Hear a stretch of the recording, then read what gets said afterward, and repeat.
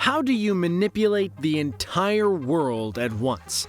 That was the question the secret mastermind behind all the events in the first two Naruto series had to contend with.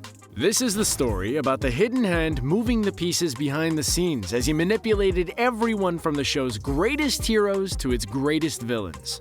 The character who very nearly ended the Shinobi world for good, Black Zetsu. On a dark night, long before the Shinobi as we know them would come to pass, the unthinkable was happening. Kaguya Otsutsuki was sealed into a celestial body that would one day be known as the Moon by her own sons. Just before her fate was decided, Kaguya let slip from her sleeve a small black object that neither of them noticed.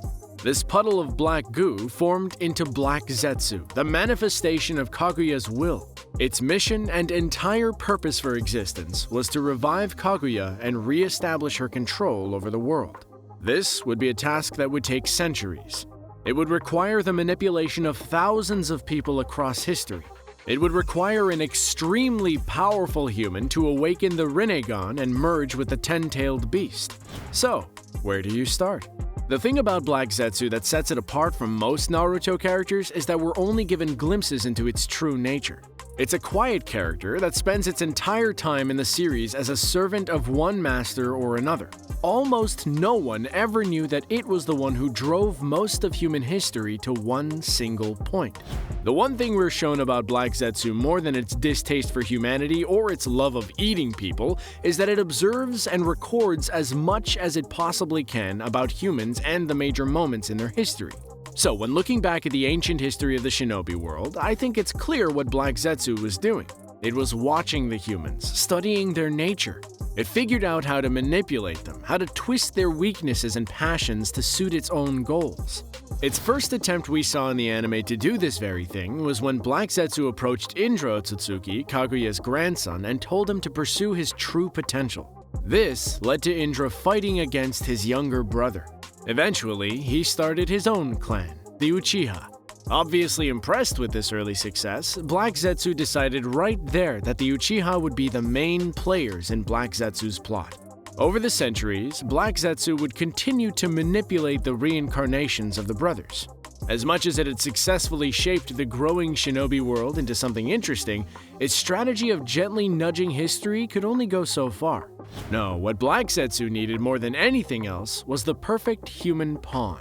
Someone with vision, incredible power, and most importantly, an ego so large that they would never suspect they were capable of being manipulated in the first place. Black Zetsu found exactly what it needed with the arrival of Madara Uchiha. Born into a world of conflict, Madara lost several family members early on in his life. This left a scar that would never heal. He would spend his entire life in conflict against conflict itself. No matter what it would cost, Madara would put an end to the violence, even by violent means. The other thing that plagued Madara his entire life was his rival, Hashirama Senju, better known by his nickname, God of the Shinobi. The two would do great things together, such as found the village of Konoha by uniting several clans. Unfortunately, their friendship ended in battle as the two engaged in their legendary showdown at the Valley of the End. Unbeknownst to either of them, they were being watched. Black Zetsu observed the battle, and as it ended with Madara's supposed destruction, Black Zetsu decided this was the time to take a more active role in history. It found Madara's body and hid inside, waiting for Uchiha's failsafe plan for revival.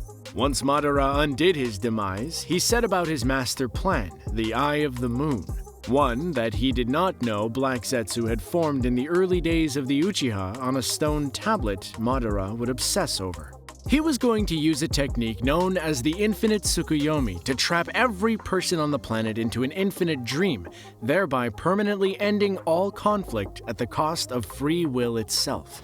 In order to do this, he would need to capture the power of the legendary tailed beasts, summon and bond with the ten-tailed beast, and trap everyone by casting his vision over the moon itself. For this, Madara would need to awaken within himself the Rinnegan through a piece of Hashirama's flesh. Through this power, he managed to summon the demonic statue of the Outer Path to cultivate for himself a servant, the White Zetsu. There was only one problem. Madara's time was running out. He had grown old and realized he'd never live to see his plans come to fruition. So, he made a plan to find a successor to finish his work. He found a child badly injured and nursed him back to health. He decided to corrupt the boy and mold him into his own image.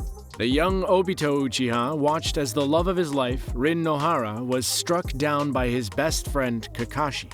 He was approached by Madara, who manipulated his despair into declaring his allegiance to Madara's plan.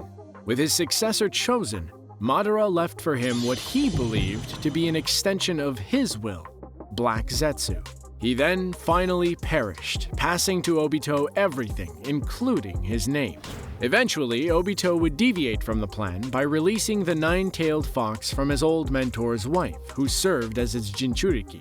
Obito then used his Sharingan to control the beast into attacking Konoha. This led to the loss of his mentor's life along with his wife's as he sealed the nine-tailed fox into his newborn son.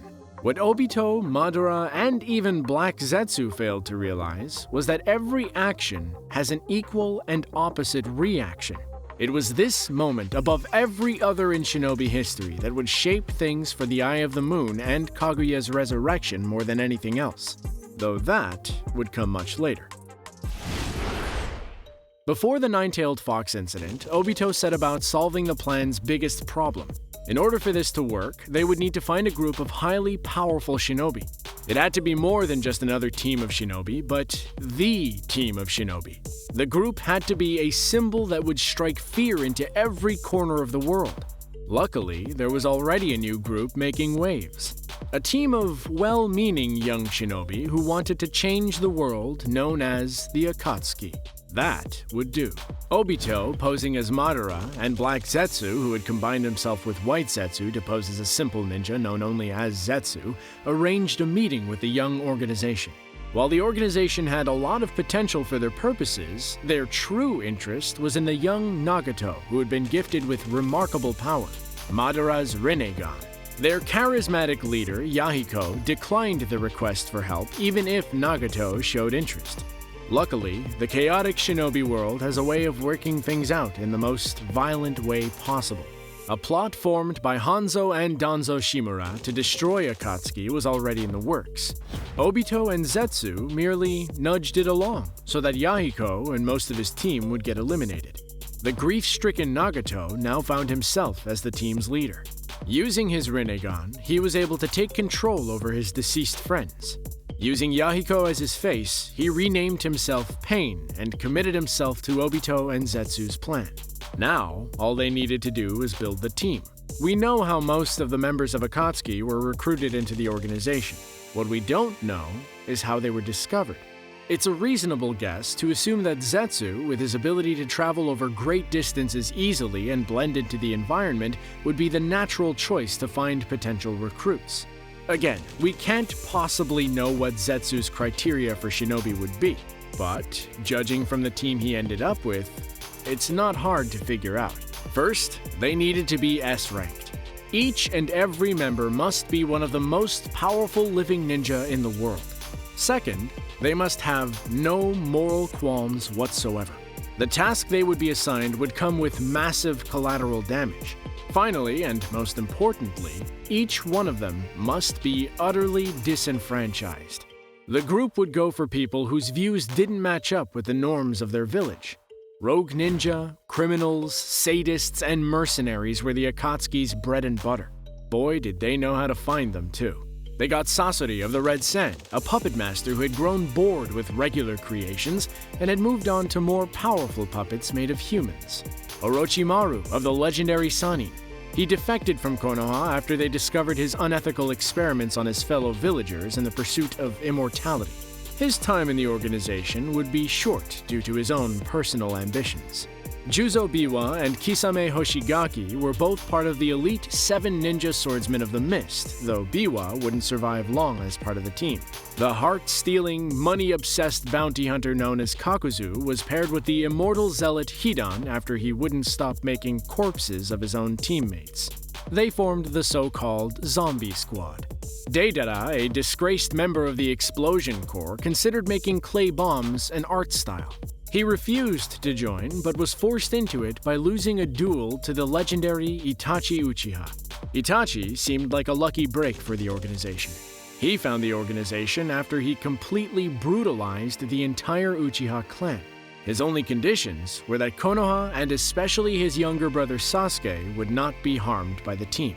While this seemed like small potatoes, it would prove to be a massive mistake. Unknown to them, Itachi was deliberately allowing for information to get out about the team and was holding back on his mission to bring in the nine-tailed fox. While Itachi was widely regarded to be one of the team's greatest assets, he was without question one of their greatest adversaries in the end. Combined with Pain and original member Conan, the team went out into the ninja world to accomplish several goals. They needed massive amounts of money, a network of spies and double agents to act as low-cost mercenaries to destabilize other countries, and most importantly, to capture the tailed beasts. They proved to be incredibly successful in all endeavors. Akatsuki was shaping world events, and all the while Akatsuki was being shaped by their resident spy, Zetsu. Things with the organization didn't truly get serious for the rest of the shinobi world until the Kazekage of Tsunagakure, Gaara, was targeted.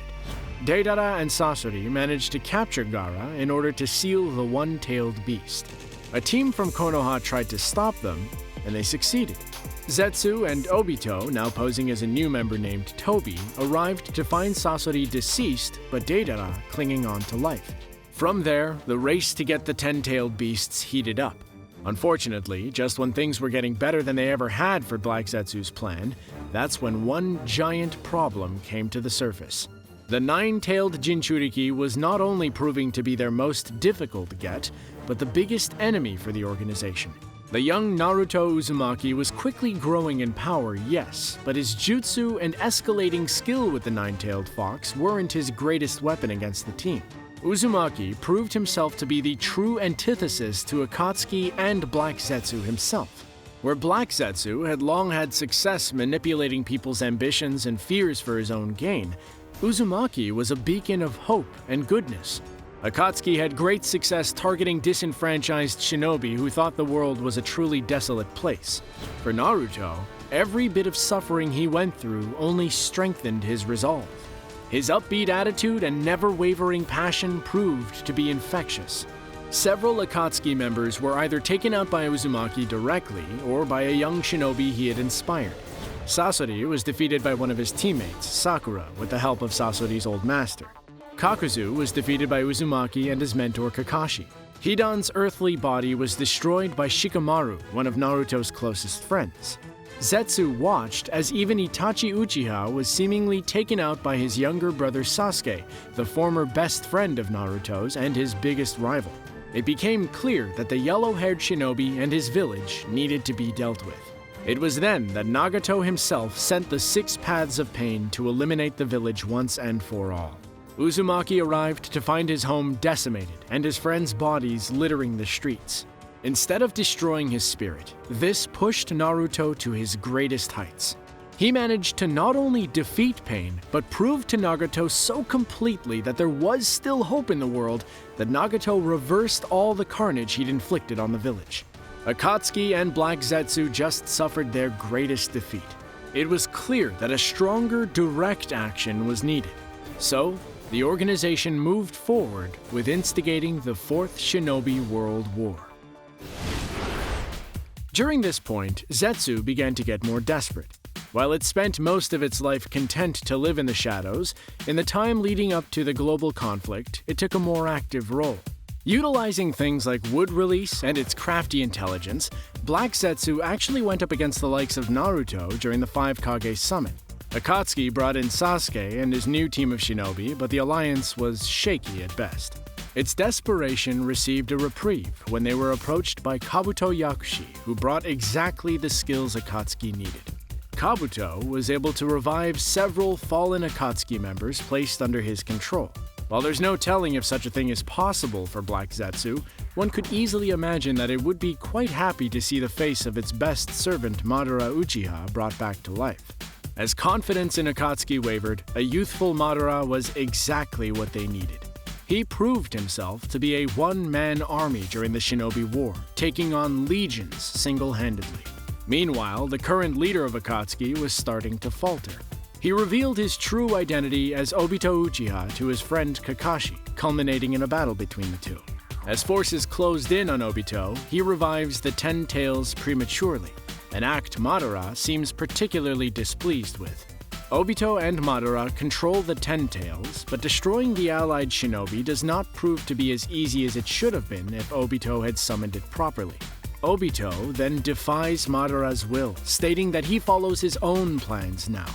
He begins attacking more viciously, slaying many well-known shinobi, including Naruto's close friend Neji Hyuga.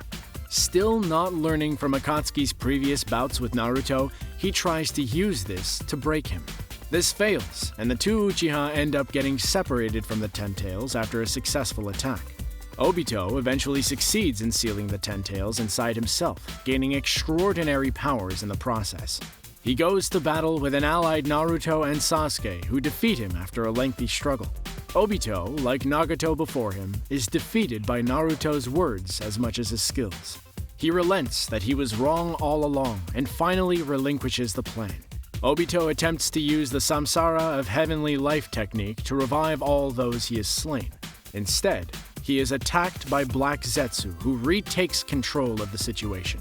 It makes Obito perform the technique on Madara alone, fully reviving him to his full strength. Black Zetsu then tries in vain to retrieve the Rinnegan from Obito before the Shinobi Alliance intervenes. Ultimately, Madara is able to join with the Ten Tails and reclaim his Rinnegan from Obito. Black Zetsu gains full control over Obito's body, and Madara begins the infinite Tsukuyomi. Naruto's team remained unaffected even as Madara's master stroke succeeded.